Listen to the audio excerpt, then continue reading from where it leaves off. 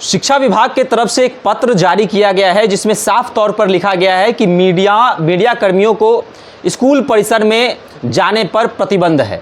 आपको बता दें कि यह लेटर काफ़ी वायरल हो रहा है, चर्चा का विषय बना हुआ है कि आखिर स्कूल में जो कमियां थीं उसको जो मीडिया कर्मी दिखाते थे, कैमरा में कैद करते थे, वह अब नहीं कर पाएंगे। तो क्या स्कूलों में पठन पाठन क्या अच्छे तरीके से हो पाएगा? तमाम तरह की चर्चा जो है हो रही है। लगातार पत्रकार भी इस पर चर्चा कर रहे हैं कि आखिर स्कूल में मीडिया कर्मियों पर प्रतिबंध क्यों लगा दिया गया। देखिए, इस खास विषय पर बातचीत करने के लिए मेरे साथ पूर्व IPS ऑफिसर अमिताभ दास सर मौजूद हैं। सर, मीडिया कर्मियों को स्कूल में जाने पर प्रतिबंध हो गया है, कैसे देखते हैं इसको? क्या कमियों को छुपाने की कोशिश की जा रही है सरकार की तरफ से? देखने से तो ऐसा ही लग रहा है कि आप कुछ घबरा गए हैं, मतलब आपके पास कुछ छुपाने की चीज़ है।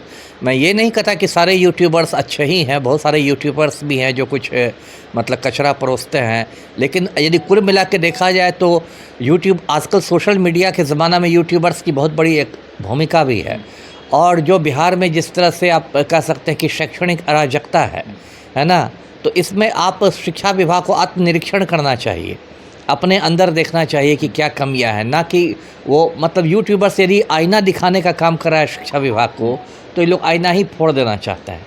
मतलब ऐसी चीज़ें आती हैं कि मतलब कोई टीचर एकदम घोड़े बेच के सो रहे हैं, ऐसे वीडियो वायरल हुए हैं, बच्चे खेल रहे हैं, टीचर सोए हुए हैं, ऐसे मतलब मूर्ख शिक्षकों का वीडियो वायरल हुआ है कि प्रिंसिपल साहब हैं स्कूल में, उनसे यूट्यूबर पूछ रहा है प्रिंसिपल का स्पेलिंग, अब वो भागे जा रहे हैं, उनको प्रिंसिपल का स्पेलिंग नहीं प्रिंसिपल साहब को मालूम है।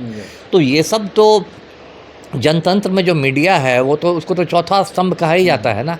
और यदि इस तरह का आपने लेटर निकाला है, आजकल लेटर शिक्षा विभाग डेली एक मतलब इसको पत्राचार जिसको कहते हैं, अभी एक उसने निकाला था कि जीन्स नहीं पहने, टी शर्ट नहीं पहने, ये नहीं पहने, वो नहीं पहने, ऐसा नहीं। मतलब देखिए, ठीक है वो कोई मुद्दा हो सकता है, लेकिन बेसिक काम क्या है? बेसिक काम क्या है कि आपका शिक्षण आपका ठीक रहना चाहिए। यहाँ ये स्थिति है कि शिक्षक लोग नाव से जाते हैं दियारा क्षेत्र में, अब एक नाव उलट गई थी, एक शिक्षक डूब गए, है ना।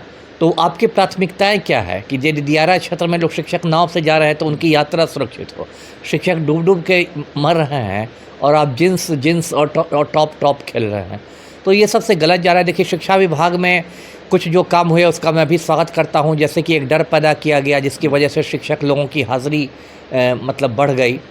ये मतलब एक अच्छा हुआ, जगह जगह जाने लगे, पहले पाठक सर जाते थे, अब सिद्धार्थ सर जाते हैं, ये सब अच्छा काम है।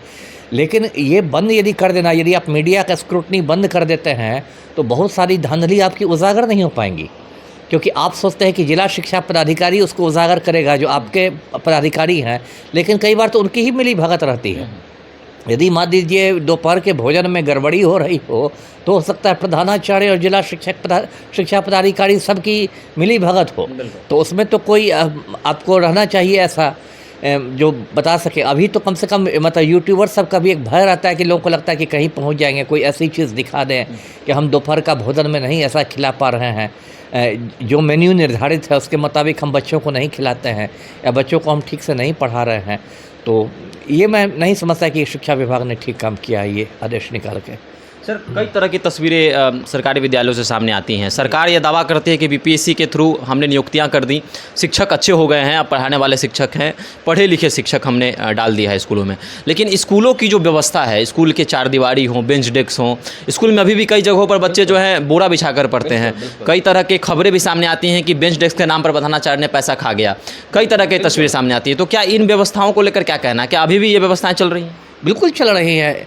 अभी जो BPSC के द्वारा जो शिक्षक बहाल हुए थे उसका कई तस्वीरें वायरल हुई थी। एक शिक्षिका की तस्वीर वायरल हुई थी, वो योगदान दे रही है स्कूल में। स्कूल के नाम पर मुझे लगता है कि सही कुछ तंबू जैसी चीज़ थी, मतलब एक पक्का ढांचा तक नहीं था। तो ये स्कूलों की हालत है। कई स्कूलों में बिजली नहीं है, पंखा नहीं है, शौचालय नहीं है। ये मतलब लड़कियों के लिए, छात्राओं के लिए बहुत बड़ा मतलब एक ये इश्यू है, या शिक्षिकाओं के लिए ये नहीं है। तो अभी तो विभाग में इतना, देखिए इतने सालों से इतना कचरा भर गया है कि उस कचरा को तो अभी साफ़ करने बहुत समय लगेगा। तो शिक्षा विभाग को उस मतलब देखिए, यूट्यूबर्स का एक अच्छी भूमिका ये है, मैं ये नहीं कह रहा कि सारे यूट्यूबर्स अच्छे, लेकिन अच्छी भूमिका ये है कि वो एक दबाव में रखते हैं प्रेशर में रहता है विभाग की कहीं हमारी पोल ना खुल जाए, और बहुत सारे वो मुद्दों को उठाते हैं, बहुत सारे बच्चों की बात भी वो सीनियर अधिकारियों तक पहुंचाते हैं, जो बच्चे कहना चाहते हैं उनकी क्या समस्या है। तो इसको दबाना ठीक नहीं है मेरे ख्याल से। जी सर, एक और उत्तर लेना चाहेंगे। वैशाली जिले में मैंने कई स्कूल ऐसे देखे हैं जो स्कूल डिग्रियां बांटते हैं, कहते हैं कि मैं बीएड की डिग्री प्रदान करता हूं अपने बोर्ड पर, महाविद्यालय बड़े बड़े अक्षरों में, लेकिन एक भी बच्चे जो है महीने में इस स्कूल में जाते हैं और इस महाविद्यालय में जाते हुए नहीं दिखते हैं। तो क्या धड़ल्ले से ऐसे महाविद्यालय चल रहे हैं डिग्री बांट? वो तो देखिए शिक्षा माफिया है, आज से नहीं। एक मिथिला यूनिवर्सिटी में मुझे याद है लगभग 25 बरस हो गए, बहुत बड़ा बीएड डिग्री घोटाला हुआ था। उसमें जो उस समय वाइस चांसलर थे, कुलपति हुआ करते थे मिथिला यूनिवर्सिटी के, अब्दुल मोगनी नाम था, उनको जेल की हवा खानी पड़ी थी। निगरानी ने केस किया था। तो वो तो बात है ही कि बेसिकली ये सब तो शिक्षा माफिया हैं। उसमें बहुत सारे का ठीक से संबंध नहीं होगा, बहुत सारे की डिग्रियों की मान्यताएं नहीं होंगी, है ना। वो सिर्फ पैसा ले लेके आपको बीएड की डिग्री दे रहा है, इस तरह का दे रहा है, और बाद में जब जांच पड़ताल होगा तो एक अलग ही घोटाला निकलेगा। अभी बिहार में क्या शिक्षा की हालत है, दर्शकों को याद होगा, अभी 6-7 साल पहले ही बिहार में इंटर टॉपर घोटाला हुआ था।